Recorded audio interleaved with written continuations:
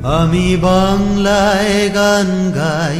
শতাব্দীর পর শতাব্দী ধরে বাংলা ভারতের বৌদ্ধিক, সাংস্কৃতিক এবং আধ্যাত্মিক জাগরণের হৃদস্পন্দন হয়ে আছে।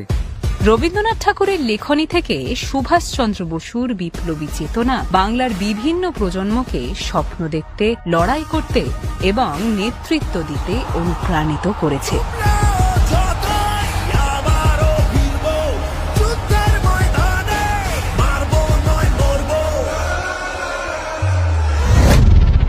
কিন্তু আজ স্বার্থান্বেষী রাজনৈতিক উদ্দেশ্যে পরিচালিত বহিরাগত শক্তি আমাদের ঐতিহ্যকে বিকৃত করছে, কণ্ঠরোধ করার চেষ্টা করছে এবং বাংলার গৌরবকে ক্ষুণ্ণ করছে। মাঝে বাংলা কিছুটা ডিরেল হয়েছিল বামপন্থীদের দ্বারা। ফুটবল খেলা, গীতা পাঠের চেয়ে ফুটবল খেলা ভালো যারা বলছেন, তারা ওই বামপন্থী প্রোডাক্ট আর কি,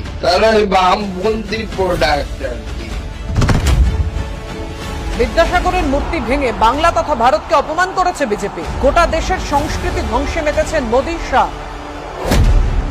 সবচেয়ে বড় অশিক্ষিত রামকৃষ্ণ দেব ছিলেন। রবীন্দ্রনাথও খুব বেশি লেখাপড়া করেনি, তিনি 8 ক্লাসও পড়েননি।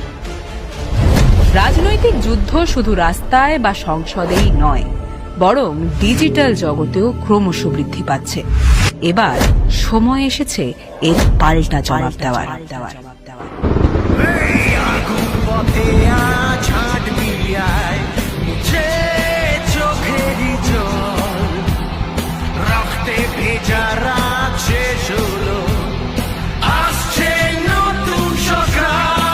আমি বাংলার ডিজিটাল যোদ্ধা হলো বাংলার এই পাল্টা জবাব।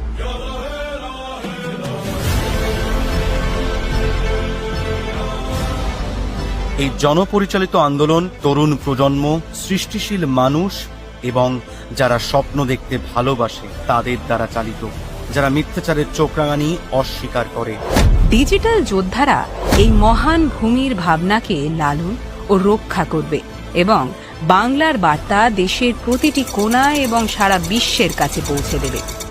আমি বাংলার ডিজিটাল যোদ্ধা উদ্যোগের মূল উদ্দেশ্য হল বাংলার ডিজিটাল বিপ্লবের জন্য ঐক্যবদ্ধ হওয়া, বাংলার চেতনাকে রক্ষা করা, বাংলার ভবিষ্যৎকে শক্তিশালী করা এবং সৃজনশীলভাবে বাংলাকে উদযাপন করা।